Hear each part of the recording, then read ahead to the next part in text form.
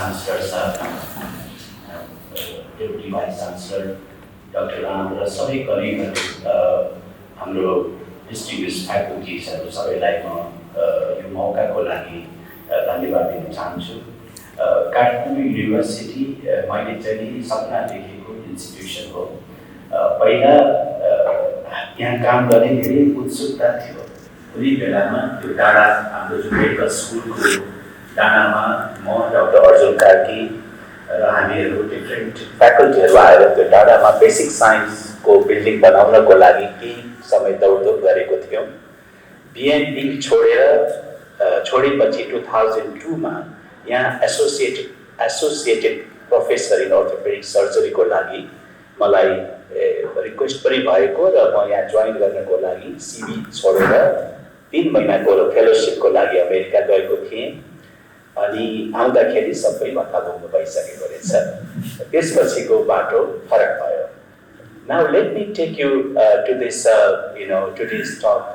What is about?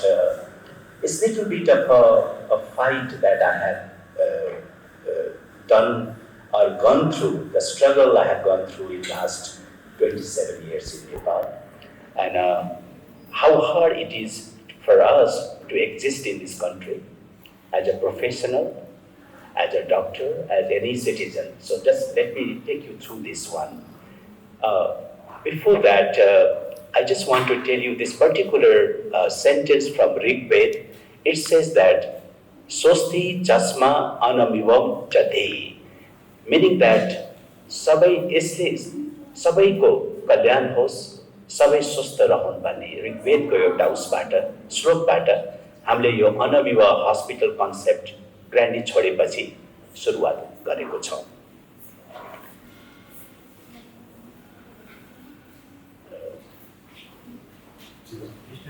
हेर त अघि न ट्राई त गरेको एकपल्ट हेर त फेरि त्यहाँ।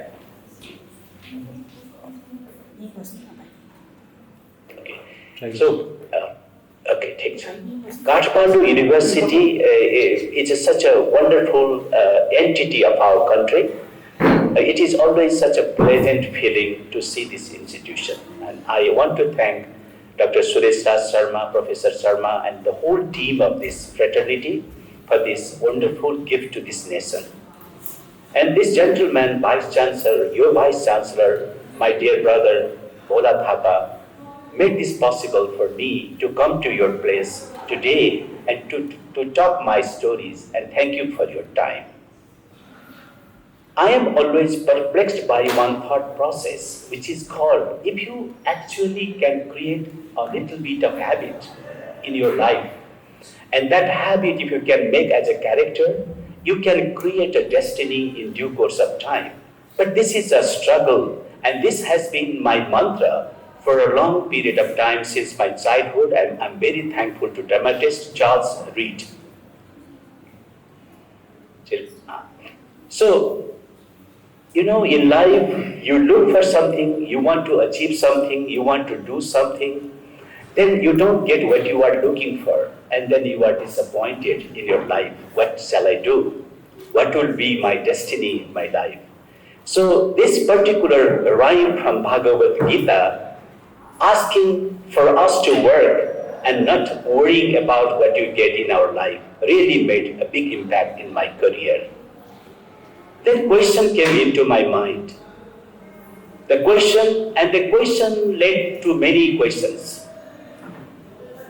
Wow, how can we become a good student? How can we become a good doctor, a good neighbor, a good family member, or a good fellow citizens? And also, all the time in my mind, it hit so hard that can we make educationally driven institution comparable or better to that of the Western world?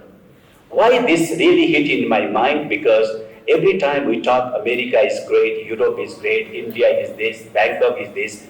Why can't we make? Why can't we do today in this country? And why can't we sell these ideas to the rest of the world? So those thought processes have always been hitting in my mind for many, many years. So then I thought, well, shall I tell the stories from the Google? Or Or shall I tell the stories from my friends or neighbors? Then I thought myself, let me tell my own story. Probably you won't get those stories in the Google. It comes from my heart and my own way, from my childhood, from my school, college, from my MBBS, MD, some of the grief in my life, like you all have those grief and successes, and what it, working in Nepal as a professor, how does it sound for you? Those things I really wanted to put you here.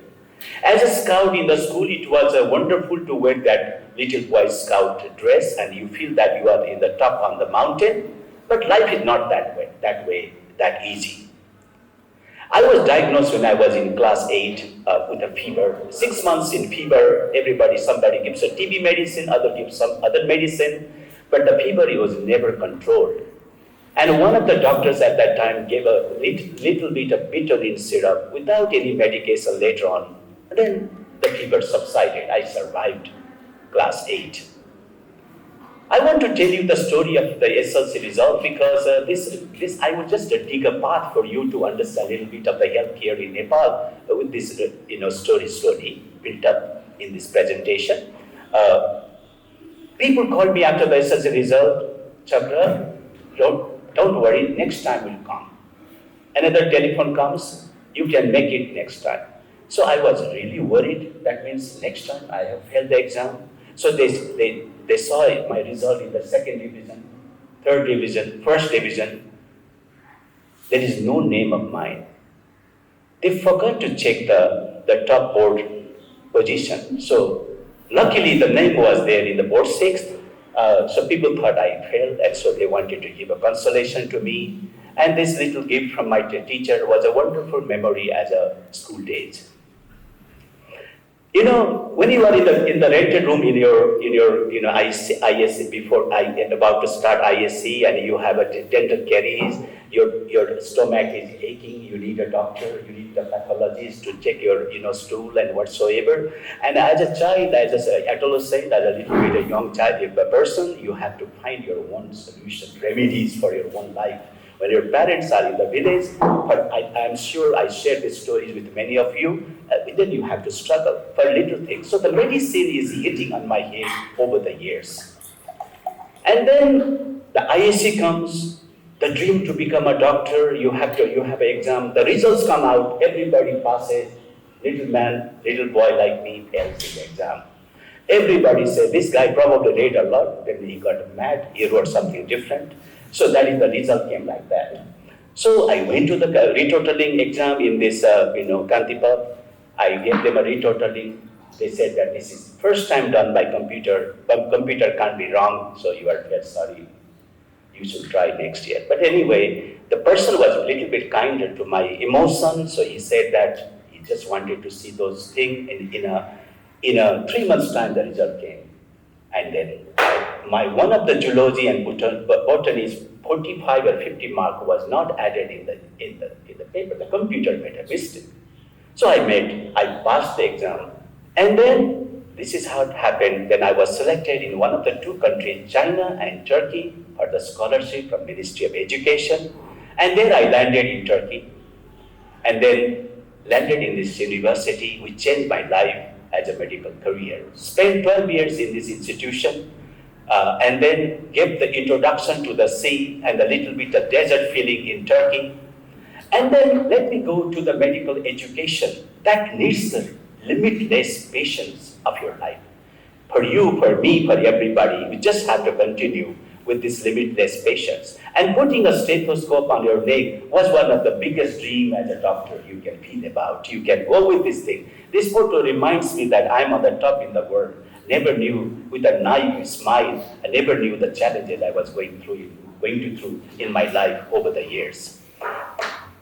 I was impressed by the very famous doctor called William DeBrice back in 1980s, 81, who first time transplanted the artificial heart in the human who had a heart failure. So I was very impressed back in 1981 that I want to be a cardiac guy. So here in the cardiology department, I really worked hard, read about ECG, interventional cardiology, wanted to be a cardiologist. and the interventional cardiology. The story was wonderful that I really want to make. The teachers liked me. I work hard. I will make it. Suddenly, there was a match between the Asia and Africa. I was the center forward, small person, but hitting hard with the ball. Suddenly, my knees twisted and it locks. So they take me instead of a great cardiology department rather to the emergency where I get an operation, and that operation makes me, my medial meniscus was taken out because the arthroscopy was not there at that time. So then landed in the hospital for the surgery, not learning surgery, but being as a patient of the orthopedic department. So that's how the things are changing. In life is just a destiny is just taking you in a different direction from cardiology. This event, I wanted to make this negative event to the positive side. So that was the thing after that year, 87. And then, you don't have much money. Your scholarship was $100. And then when the inflation of Turkey goes, then it becomes $50 the next, and then they bring it to 100 and it comes to $50. So some kind person who wanted to travel all the way from, a Japanese guy, he had this car. He said that, we are going to Japan. If you want to, I can take you there. So we came from 28 days to Nepal. And this is how beautiful Nepal, I probably Trishuli River. It's a wonderful with my friend, Taj Mahal, Agra, everything gave a little bit. And then suddenly, in 1991, I got, introduced with my current wife. We got married. That is how the world changed in a different way, in a positive direction. So there are events. Like everybody has an event in their life. There are miserable events, there are happy moments. For me, in '89, before I became a doctor, my father died. But you don't have penny to come to Nepal for his cremation. So this is something I wanted to share you. It has a meaning. My mother died in 1994. Again, I had a very little budget that I can't come back to Nepal. It was a very expensive, flight. So the thing is, these are all important events. But my mother told me one important thing before I left this country in 1992, early 92. When you become a doctor, you go, probably I won't see you. When you become a doctor, you come back to Nepal and contribute to this nation. That's what she told. She was not educated, but that's something she told, and I took that word and decided to come back to Nepal with my wife. We made that decision. If we can't stay at all in Nepal, we'll go somewhere. Otherwise, we'll stay in this country. This is how the events kept on changing. So 97, after becoming orthopedic surgeon, after completing 12 years in Turkey, I came back to Nepal. So there are a lot of different hospitals I joined and created different places at that time. And then the thing is, that time when you got us 20,000 salary as orthopedic surgeon, MD, was a wonderful thing for you to have those money. But again, when you have a child, school, this, that doesn't really suffice for everything that you are looking for. I worked here in HRDC for 6 years, contributed for free for helping the children with Dr. Banskota, with this thing. So I started a spinal deformity, correcting these children at that time. So that was back in 1997, 98. It really changed a lot of pediatric scope of this country. And I always wanted to contribute for education, and this I will tell you slowly. Being a best resident out of so many doctors in Turkey, when they are 6 foot tall, 6.5 foot, I'm a small boy, competing with them was not an easy journey for me. But I learned things. I tried to work hard. And then in 2003, I came back to Nepal. After coming back to Nepal, was from American Academy, they gave these scholarships. Then Dr. Sweeney in 2007 gave this, fellowship training. And Europe and Austria and Switzerland, there are different countries. I kept on learning, and sometimes I'm teaching, sometimes I'm learning. So it's like a teaching and learning things all the time continued. And in 1998, after this excellent training with knee replacement, I did the first knee replacement of Nepal in 1998 in BNP Hospital. That was the first of that time. Professor Sweeney, 1983 years old person who gave that wonderful fellowship, he taught me the basics of shoulder arthroscopy, which I did the first shoulder arthroscopy of Nepal in 2007. So a lot of these people contributed in my career as a student. And here, Dr. Ignacio Ponsetti, who changed the club food thing, very humble people, gave their whole life. And these people have really made a remarkable impact in the entire thinking process. It's not only you exist, but you need to exist together with your fellow citizens, friends, students, and people around the world. So those things really impacted me, over the time. Educational teaching and learning is a continuous process. You have to keep on maintaining over the years. So what I want to tell you, life as a habit, a good habit. Work has to be small, details have to be worked out like orchestra, and the purpose of work has to be clear.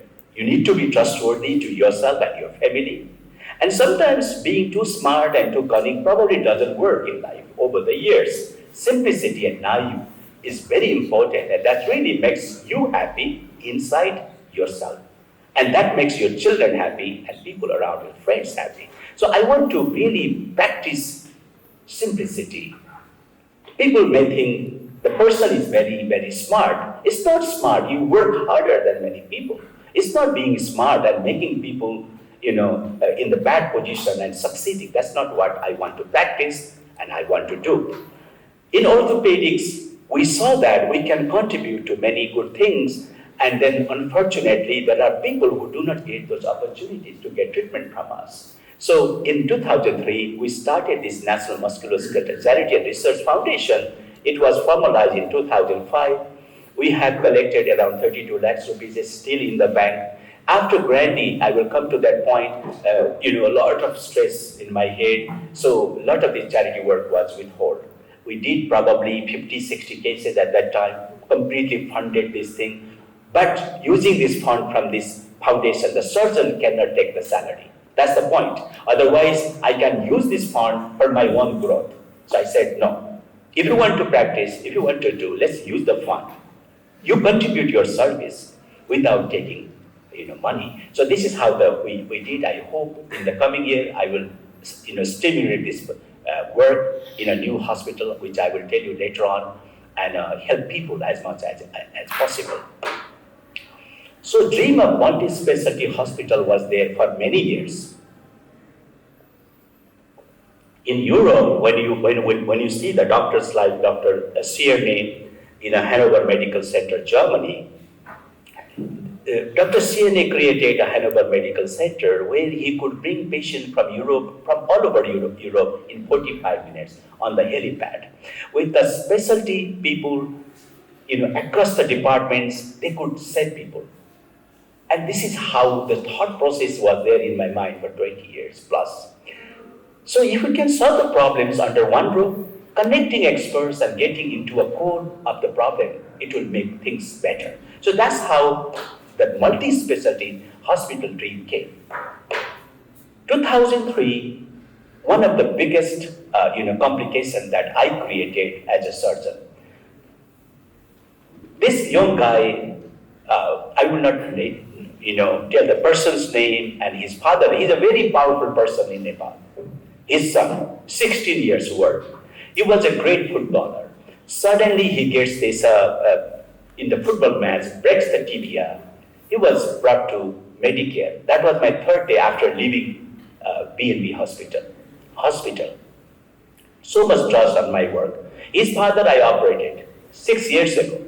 Wonderful result, so he was brought. I operated with a new technology, excellent result. 2 o'clock surgery was finished. 7 p.m. I saw the patient and I went home. Then the duty doctor at that night gave this patient when he has a pain, the painkiller. He gave another painkiller. He gave another painkiller, but didn't inform the consultant. And then he wrote in a note, this person seems to be a drug addict. No painkiller is touching him. In the morning, I went there, and they knew my number, but they didn't call me either. But anyway, the event happened like this. This bad, this is in the morning, I operate him quickly. After a few days, it becomes necrosis like this. So this is what we call in orthopedic the most critical emergency, what is called the compartment syndrome. So this is what has happened. Had to be treated within 6 hours, but then it was late, 12 hours. But 3 months, I was alone orthopedic surgeon. I did dressing 6-12 for 3 months. This patient didn't take me to the court heavily. However, that this person, instead of being footballer, I convinced him to become a doctor. So it took some months and years. Now he's a doctor in UK. He practices in UK. So what I'm trying to tell you is, alone you can't practice. Alone you can't be a successful. It's a team building, teamwork. That little stories really pushed me, so much in my life, no, this is not the way I should practice. And people think that, well, if we make a big hospital, this guy must be a multi-billionaire, he'll be making a lot of money. He's a cheater and he's doing so much things. The stories has its own perspective. That's what I'm trying to tell you. This is how the establishment of GIS comes into the reality. So it is a passion-driven project, respect to the medical profession, team building, fighting with all odds and obstacles to bring the thing. So we said that you can see those little children there, and then that little boy is my son, he's there right now. He is the PhD holder. So that time we sold this land. That's how this 8 Ropanese land in Budaril Kanto we sold. Because without me putting the money, nobody put the money for Grandi. So I sold the land, put the money, spent 12 to 13 years in the organization to build an organization. That's what I'm telling you. Making an organization is not easy. So there's a cherry blossom, you can see, it's a wonderful place. Wherever I go, I put a trees there. This is how I'm used to. I like plants, I like trees. That's why when I entered Kathmandu University, I was so happy. Saw so many trees here. So this is how the groundbreaking ceremony happens at Grandi Hospital. I put in every corner of that little pillar, this puja is done by me. This is how the hospital comes. This is how I brought the American nurses from all the way from United States to train our people, to learn the things, how to treat the patient. Then they continuously, 3 weeks, 4 weeks, teaching to our thing. A lot of things to our senior management people. So this is how the organization building happened. Now, let me just talk a little bit about the fundamentals of good healthcare possibilities. One institution, you must make institution. Nothing comes in one day. Kathmandu University was not built in one day. You have to put your effort today so that our next generation, they can take the benefit out of that. This is our responsibility. So it doesn't matter whether I'm in one institution or not, it's our responsibility to make the institution. Safety for you, for me, for everybody. Workflow, continuous education every morning, there should be education. We have to hit people's hand. If you give them an easy way, they won't read. You have to give education. Application of technology, and you have to develop technology or you have to import technology. Either way is okay. But if you can develop, it is better. So if you can work for the greater goodness of patients with a good team, the possibilities are immense. So if you can make the doctors, all doctors in one room, one room, and interdepartmental consultation, informed consent, documentation, second opinion, collaboration, and proper technological advancement and tools, then it is possible that we can save many people's life. If you look at, the thought process happen, if somebody gets an injury, let's say in Sindhuli, then we can send our team in the helicopter, start treating them on the ground zero. Our emergency team will fly them, treating and flying them. Team in the hospital area, they are ready to treat them, standing immediately, making a diagnosis immediately. And that's how we can save patients in the so-called golden hours, which is within 2 hours is the best. Within 6 hours is okay. Then patients don't need to run for a blood bank, so you have a blood bank inside the organization. 24 hours ready for a doctor's ICU, and also the OT team ready. And that is fighting against the time, which is very, very important for us.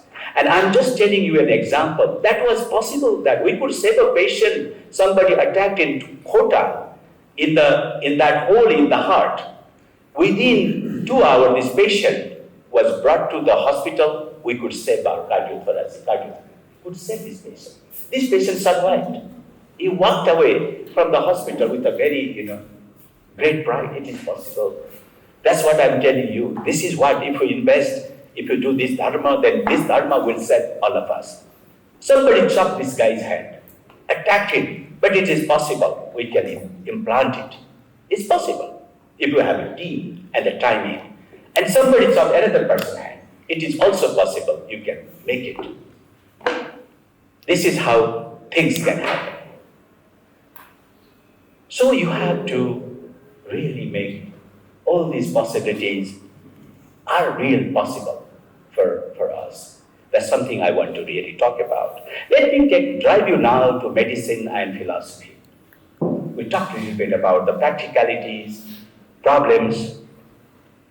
Then what is medicine and what's about philosophy? So it's all about, if I am a doctor and I do not listen to people, or I'm so jealous and so angry, I like myself too much, and I'm the only person on earth, that's not really nice. So it's necessary, if you want to treat people, you need to release anger.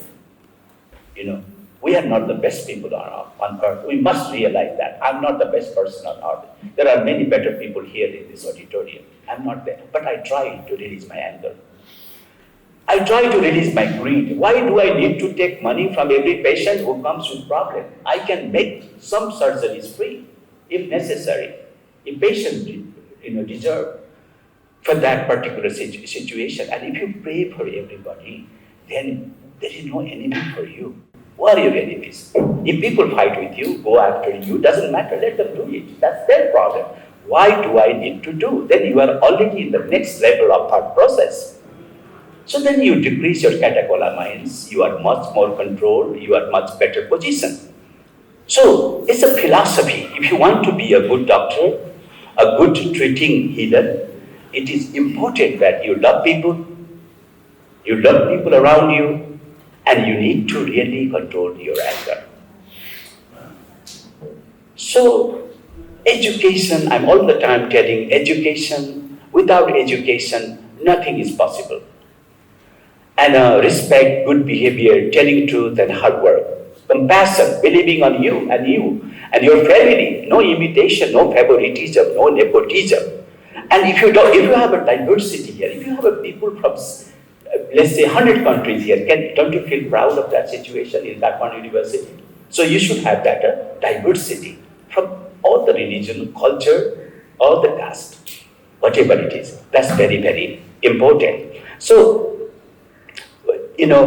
this fundamental thing, if you can really solve today, that is going to really give us a greater perspective in due course of our life. So the other thing I want to talk about is a trust and business. Whom do you trust that you can start a business? Who is the right guy to start a business? With the right faculty that you can collaborate in the future? It's a big question. I don't know. It's a big, big question. And then the problem with a doctor, I'm talking about, since I'm a doctor, I need to talk about doctor. What is the degree of trust? How much do you trust? We, as a professional, we were not taught much about, about the emotional thing. I am just trying to tell you in my faculties, in different hospitals that I go, I never fired any staff. In Gandhi, I never fired any staff. I counseled them. I brought them to the table. I counseled them. The problem is, recently, few days ago, one of the medical student, she just took the pills to kill herself, just 2 days ago. She's okay. But the problem is, now, they have done MBBS, they're not paid money in time. They have their families, they have their parents, some of them may be rich, some of them are very poor. So it's our responsibility to take care of people around, people to come in the office. So that is something. And also, emotionally balanced medical education is important, because if you don't teach that part of the thing, we never discuss. And people are dying. The doctors die more often than other professionals. Nurses die more often than other professors. That's something to think about. So we are not able to recognize the strength. And also, doctors do not know about what is this Vidan. I never knew about Vidan when I started the Pandey hospital. I never knew about minutes. I know minutes to work, operate quickly. I didn't know about minutes. The minutes had to be written, and they can write anything. They can finish you into the court and you're finished.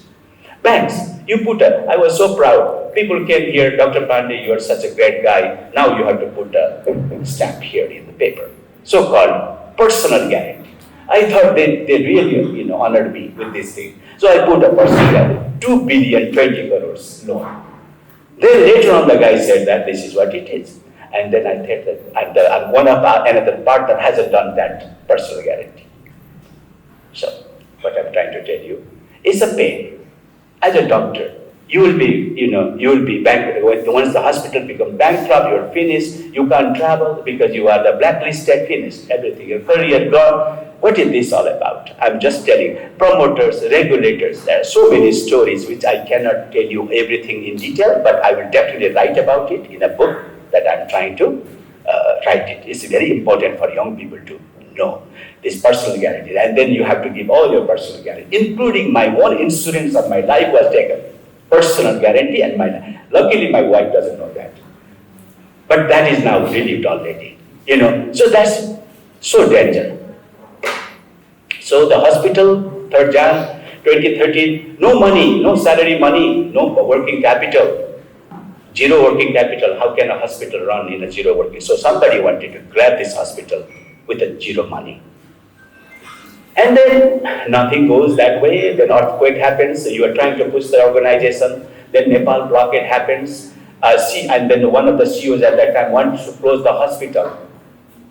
No patient. He doesn't want to spend little money we have for the patient care in the earthquake. So I fought with all these people, forcefully opened the hospital with this earthquake thing. This hospital crumbled like this. And then we started to treat the patient on the ground.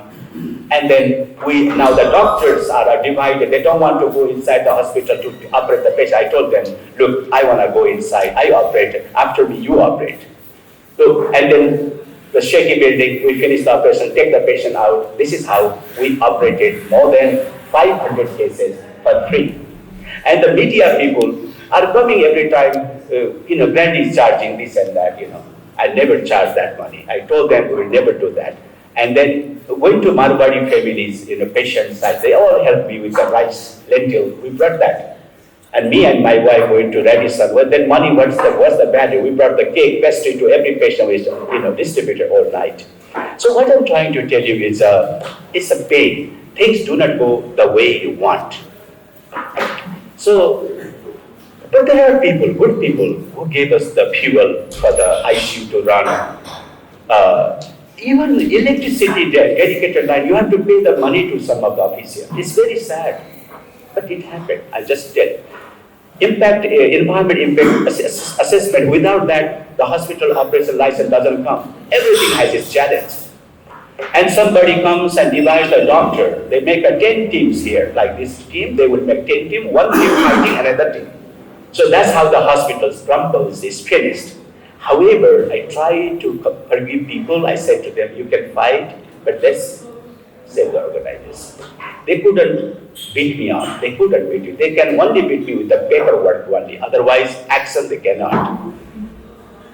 Everything I pushed. Here I repaired, that repaired. Then the helicopter just crashes on the thing.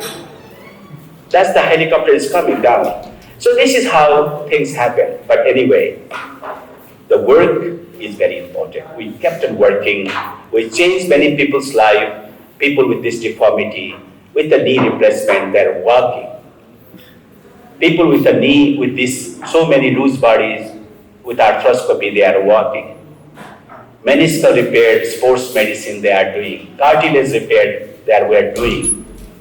So many things. We make the surgical room less infection for the patient, they are alive. We did the sports medicine like this ACL, that the sports guy is playing the football, the ACL is ruptured, and then we replace that with a new ACL.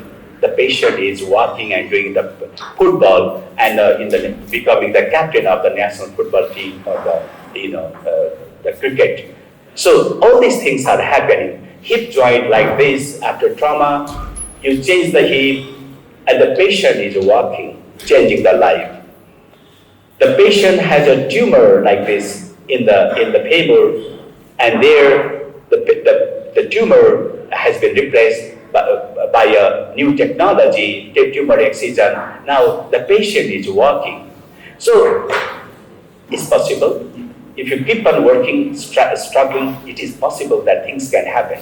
So education, we kept on doing educational program with our colleague. We had a discussion from a national and international meeting, discussing with my senior colleagues and discussing about the future of orthopedics, pediatrics, making a pediatric symposium from people from around the world, bringing them together. I started also the plasma-rich regenerative medical technology in Nepal to prevent osteoarthritis and some sort of the muscle degeneration and other degenerative process. This is what we have been starting, and it's very popular now. In Anamiwa Hospital is the leading pioneer now in the institution. So colleague, this particular doctor here, Ramon Pugad, he's also a doctor of Rafa Nadal and the Barcelona. He came alone all the way. He's my friend for last 25 years. He came all the way to start this thing in Nepal. So all these things happened. We started sports medicine from our American national physiotherapy professor. He came here to create things like that. So surgical skill, we try to teach the young doctors arthroscopy and other things together like that. And also we took a blessing from our Ama who are in the village in Toka, and also gave us services to Devgad where we are free services to those people. So let me bring you to some of the focusing point. Learning never ends. It ends with your death. Otherwise, it never ends. You have to keep a lifetime learning. Trust your heart and try to give more than you take. Hard work, honesty within is very important. I tell people, like when somebody says that, well, there is nobody I can be dishonest. No, everybody, you are being washed by the air. You are being washed by the bird. So just make sure you are doing the right thing every time you make a decision. Compassion, forgiveness, and there is nothing to be very angry. Long-term vision and a dream is necessary to make an institution and to make your own country and your own family. So, some of the suggestions I would like to tell, we need to have a strong government where they can guide us. We should move forward, but how can we do that? How can we collaborate together? How can we create check and balance among organizations? How can truth prevail, delivering close to ideal healthcare? I'm just telling close to ideal, I'm not telling ideal healthcare, but close to ideal healthcare to Nepali people. How can we raise healthcare standards of our brothers and sisters? That means of our own care. How can we do that? So with all these ups and downs coming, and people, one time I thought, now let me just relax, why should I try so much? What's the use of your life? Then the problem is, if anybody has contributed in my life, that is my patients. They made me busy. Then people claim like this, where are you? You are not in Grandi, they are looking for me, and my colleague in Grandi is not giving my address, but luckily there is Google now, they can Google it. So this is how it happens. So Google helped a lot. So they found me here in a center called Anamiwa Health Center. I mentioned you in the beginning. And now today we have already created Anamiwa Clinical Division.